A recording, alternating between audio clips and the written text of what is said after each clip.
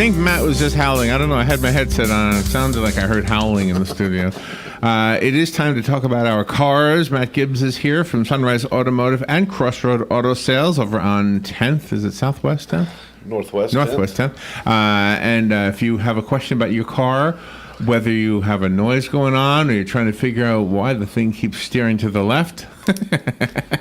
Why do you guys say it like that? I don't know. It could be drifting to the left. I thought maybe did someone call and talk about their car drifting to the left? No, they didn't. But anyway, the phone number is 622-9622. I'm looking for something here because I have something for you.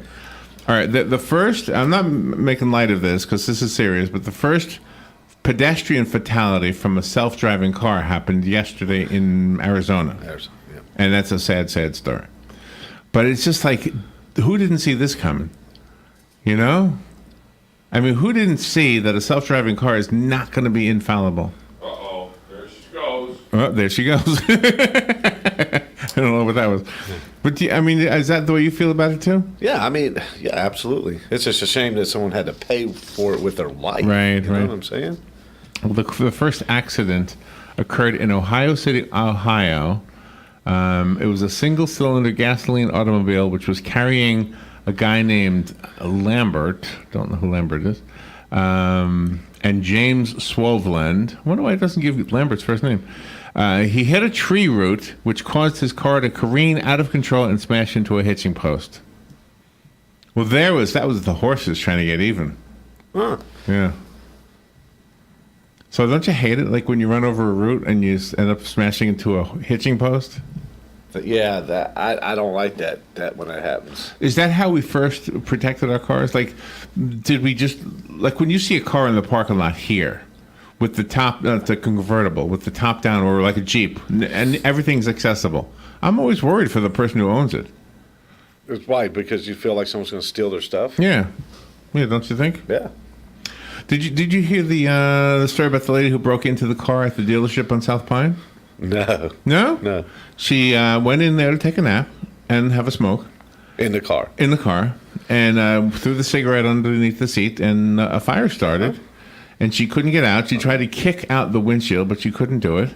Somebody must have called. Maybe she called herself. I don't know. But the police came, and she's under arrest now for entering something that wasn't her, burglary or some sort of charge. And she got in, and she couldn't get out of the car. I know. And then the policeman got there and showed her which button to push to unlock the door. So I'm thinking she was faking it. What do you think? Well, could drugs be possibly, or alcohol be involved into this whole scenario somewhere? Yeah, maybe. You know? I don't know. That's what I'm thinking. Ma'am, if you're listening, you can't sue because we haven't said your name. It could be anybody. It could be another lady who went into a car on South Pine. That's right. Hey, it could have been me. And they just mistake me for a lady.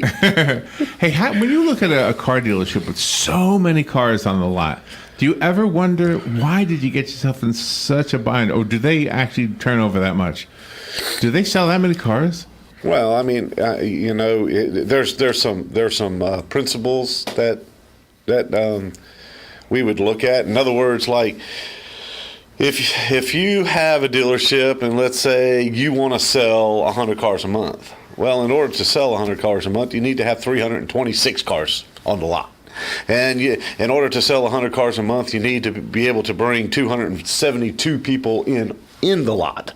And you know what I'm saying? They have all those numbers, and all those numbers are fixed. You know, they're figured out, and what they understand is numbers don't lie. So if we do this, if we play according to these rules, this is what the outcome should be.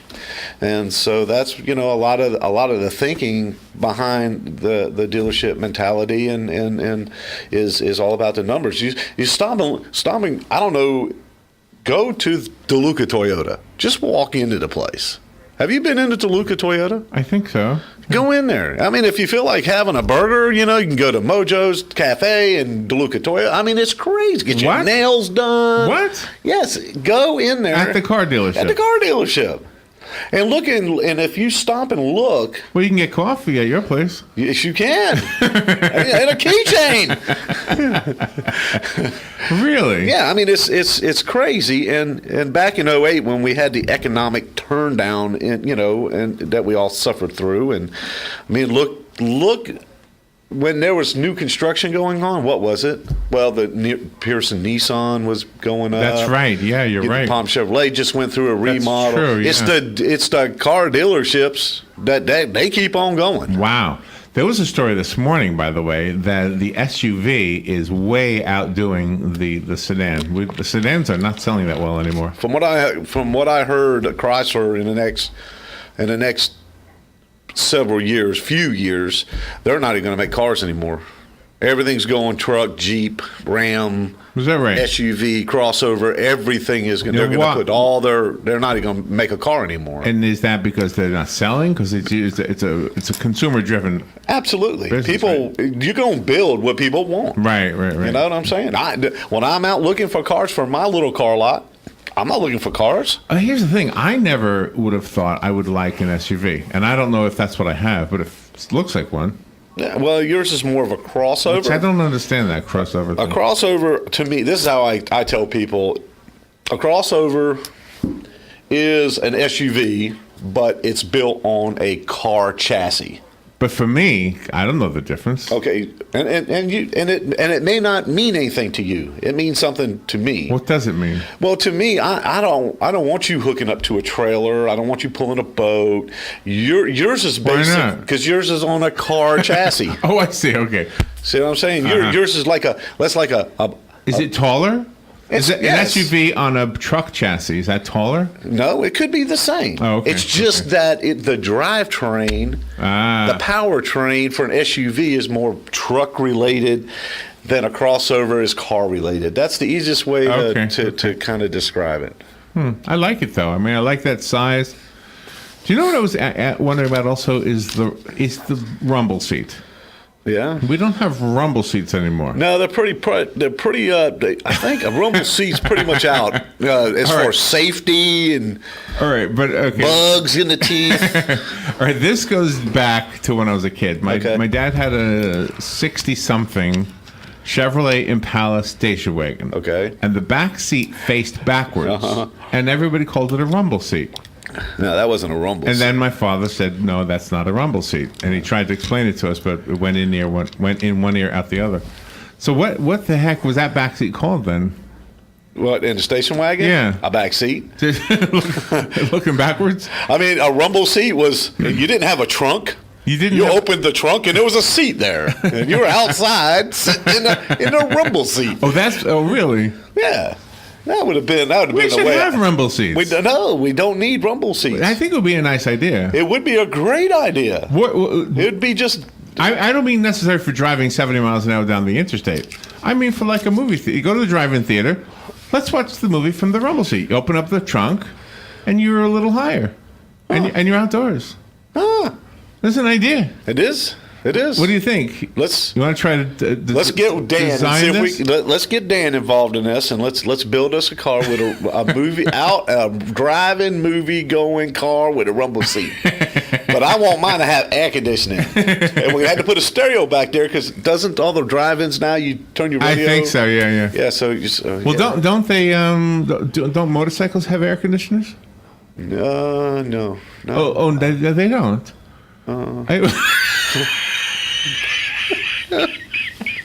I mean, I guess if you take your bike out on a wintry day, should have been an actor. I swear to God, your face is awesome.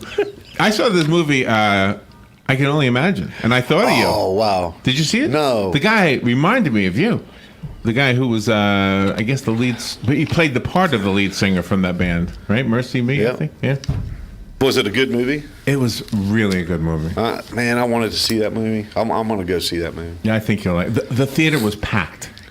I really couldn't believe it was packed, and it was quiet. Like there was, a couple of scenes where you're going to cry, and I could hear people whimpering. It was so quiet. Yeah, it was beautiful. All right, let's go to the phones. Good morning. I don't know what got the call. Maybe it was the rumble seat. Good morning. You're on the air. Yeah, good morning. Good morning. Yes, I think probably the safety czars would have objection to the rumble seat. Yeah. Yeah, but you use it when you park. It's not for driving. Yeah, but okay, I'm not going to say anything, because if I do say something, I'm going to get in real big trouble. Yeah, but do you know how to tell a happy motorcycle rider? No. By the bugs in his teeth. Yeah. I was talking to this guy. He was Thank you, Jim. All right, have a good morning, everybody. Thank you. I was talking to a guy. He was an avid motorcycle rider. And he used to keep nuts, like big nuts. Yeah? Like bolts and nuts. Why?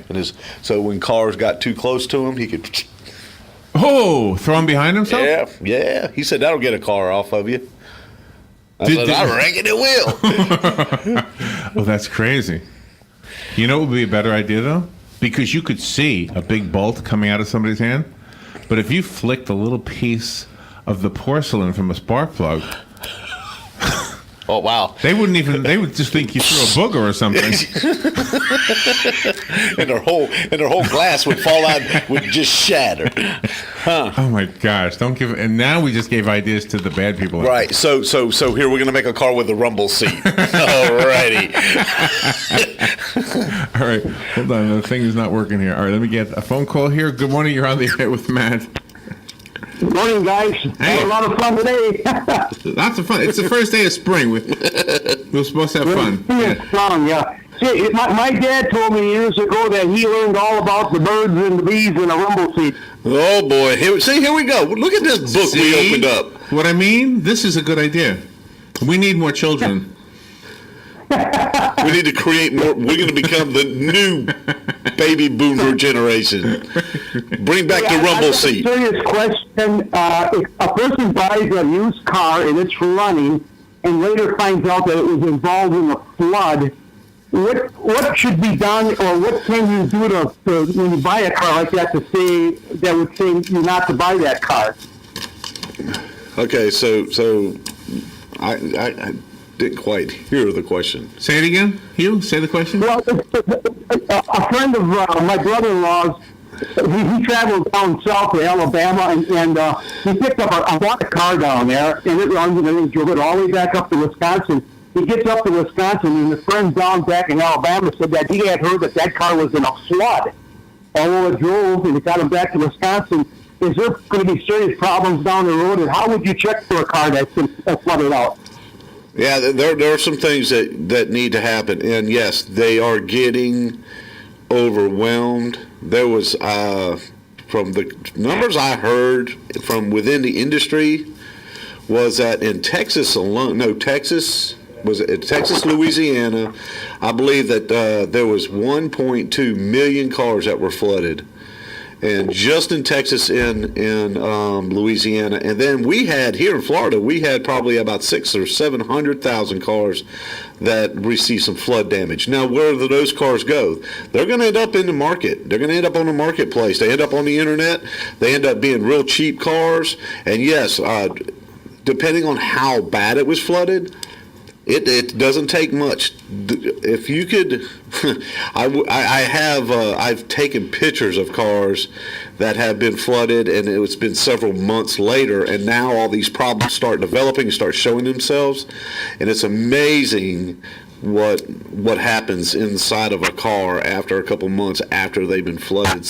And there are ways of checking. You just need to bring it to somebody that's qualified to be able to check, if the car's been flooded or not. Because sometimes you can run Carfaxes and auto checks and all those stuff, and sometimes it's not been reported, it's not on there, and you can't totally rely on what the internet is saying about the car. Yeah, well, he bought the car down in Alabama and drove it all the way back up to Wisconsin. It ran real good and everything else. And then this friend of his down in Alabama called and said he had heard that car was flooded out.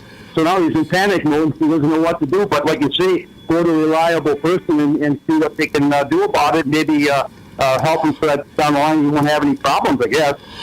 Yeah, I mean, if it has been flooded, not knowing all the details of what he paid and all that kind of stuff for the car, it may be better that it may be better for him just to be done, take your loss, take your hit, and go on and find something else. I mean, it can be that bad. It can be that aggravating. Yeah. Okay, well, thank you. All righty.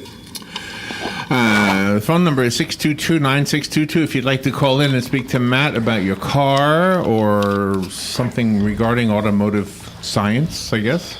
Also, if you want to buy a new car, Matt does that as well. I have used cars. I'm sorry, used cars. Yeah, right. New to you cars. That's what I say.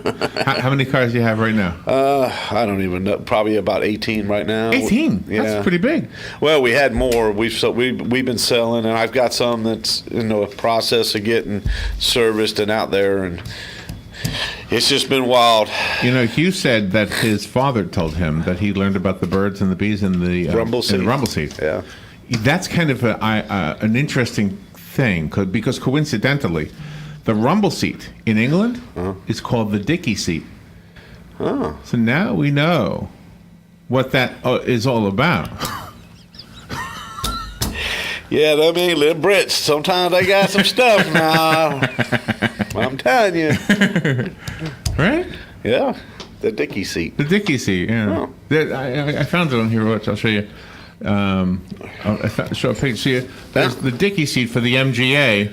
That's the MGA, huh? Yeah, whatever an MGA is. But look at the that one right seat. before the MGB. But you see, this guy is driving the car, right? And he's got two women in the dicky seat. I mean, I think something was going on in those days. Look, see, that's what I'm saying. It was the trunk. Now, if we're gonna do one of those, if we're gonna make that, we need to have that seat turned around the other way.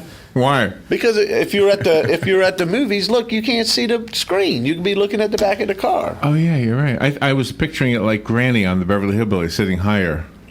Remember on that Beverly Hillbillies truck, wasn't it? Yes. So we didn't answer Carol Ann's question on the air. Oh, okay. Okay, off the air. I mean, on the air on Carol Ann's show. Okay. She was saying that if your car headlights come on when it gets darker automatically, right? That it may not mean that your taillights also come on. And she says, make sure you turn your lights on in the rain. If the headlights come on, then yes, they're going to be on. But here's the thing. Are the headlights on, or are what we call the daytime running lights on? How do you know? Well, the easiest way to know is, okay, so number one, do you have automatic headlights in your car? So how do you know when they're on or not on? The easiest way to know is like you'll be driving along, like on a day like right now, it's kind of, is it dark enough to turn on the headlights? Or, you know what I'm saying? Right. But all of a sudden you're driving it on, and you see like a little flash in your dash, and now you can you can adjust the brightness of your dash lights. You know your radio is right. Then you know your taillights are on because you know your headlights are on. If it's not dark enough, it's kind of at that border where the photocell's not kicking on the headlights, and your daytime running lights are on. Right. Well, then you're not having lights in the back. So I don't even know what I have. They come on automatically, but I don't know about the taillights. If your headlights come on. Well, what is a running light? Maybe I don't know what that is. A daytime. It's just that light that's shining as you're driving down the road. And a lot of times you have to put in gear for them to come on. Out of the same place? Does it come out of the same? Some do, some don't. You just. So I'm wondering. It doesn't really matter where the light's coming from. Is it possible that all these years since I got that car from you that I've been driving at night with running lights and not headlights? No. They're dimmer, right? The running lights? No, not necessarily. It depends. Oh, okay. If it's a Chevrolet truck, it's got a 4111 bulb that is the daytime running light bulb. It's not the low beam or the high beam bulb. It's a 4111 bulb. It's a daytime running light. And as soon as the photocell picks up certain amount of darkness, it automatically switches from daytime running lights to your headlights. As soon as your headlights are on, now your dash is adjustable. Now your brake lights and your tail lights and your running light, all your lights are on. So, like I said, if you go in the car and you can adjust the rheostat for Right. your instrument cluster. Right. Your instrument cluster. Your instrument cluster is adjustable. That's the easiest way to know. And your Okay. daytime running, then now your headlights are on. All right. What does the 150 refer to in the F-150? What does that number mean? Wow, that just came out of nowhere. It did. Well, I was just thinking about it. All right, with the F-150, Yeah, what is the 150? it should be like 1.5, 150, right? which is half ton. It's a half ton. It represents a half There's supposed ton. to be a decimal point in that? No, it's just what we call it. It's what we name. It used to be. It started off the F-100. Now it's the F-150. It represents a half-ton pickup truck. F-250. So it's the weight of the pickup truck. It's the weight that the pickup truck is going to carry. Oh, it can pull Carry. or carry. Yeah, I mean, Okay. it's a half-ton pickup. Then we got a 3/4 ton pickup. Then we got a 1-ton pickup. So then we got wait a minute. So 3/4 ton pickup is an F-350. 3/4. And 3/4 is a F-250. 150 is a half-ton. What? 250 is a 3/4. 350 Why is a 150 1-ton. a half? 1.5. You know what? That's I don't build one- the crap. I just fix it. So I'm so confused. All right, so 150 has nothing to do with the engine size. It has to do with the weight. Yeah, F-150, half-ton pickup. Have you ever put more weight in the truck than that? Absolutely, everybody does. Yeah? Come on, it's a truck.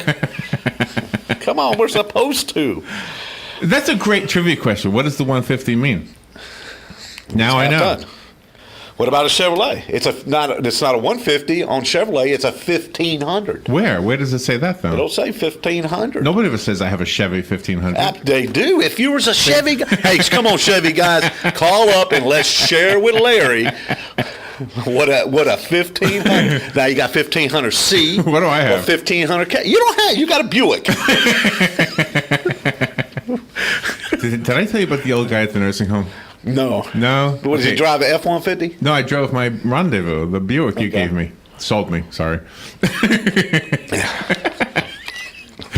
So when I first got it, Robin and I would play music at a nursing home, Right. and this was a nursing home that deals with low functioning dementia patients. So, in other words, we didn't even have to play well as long as we showed up. They were fine. And they didn't remember that you were there. at that time. But anyway, so one of the old guys in the wheelchair, he was not so low functioning as they make you to believe, and he goes, "How do you like that Buick?"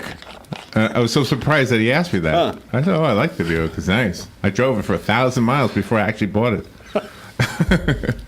And what did he say? I don't remember. But So did you take him for a ride? No. Oh, man, you should have loaded him and his wheelchair up. Yeah, take you're him for not a really ride. allowed to do that. Oh, you're not? Do you know I drove a bus twice or three times without the right license? Huh. Yeah, when I worked for an assisted living facility, and they had a sister facility, and they had a bus. And I said, "Oh my gosh, I'm going to borrow that bus and take these people places." So Robin and I, maybe it was 3 times, I went out with the bus. I took them all the way to Homeless House of Springs, all the way to Fort Island Gulf Beach and Crystal River. They just loved it, going out, seeing the outdoors, and getting out for a while. I would have to do it on a Saturday because activities have to be an hour or less. And obviously, when you're going on a field trip, it's a whole day thing. So, and then somebody said to me, "Do you have a class whatever license?" CDL. And I said, "I don't know. Let me look." So I looked at my license. I said, "No, it doesn't say anything about it." I literally drove a small bus, and it wasn't a big van. It was a small bus. Yeah, I think I could handle a motorhome or whatever you call it. Yeah, yes, you could. Yes, you Yeah. could. Absolutely. All Absolutely. right. Well, so where are you? We got to go to you to get our car fixed, get our You can oil come, changed. Yep, come to me at 1800 Northwest 10th Street, right here in Ocala, right on Highway 27, not too far from Howard Middle School. Or you can call me at 352-690-1993. Yeah, we actually got off on time too. Thank you, Matt. Thank you, Larry. We'll be right back. Fox News Radio, I'm Chris Foster. Another explosion in Texas. A package addressed from and to Austin where 4 bombs have gone off already this month. This one didn't make it there. The package exploded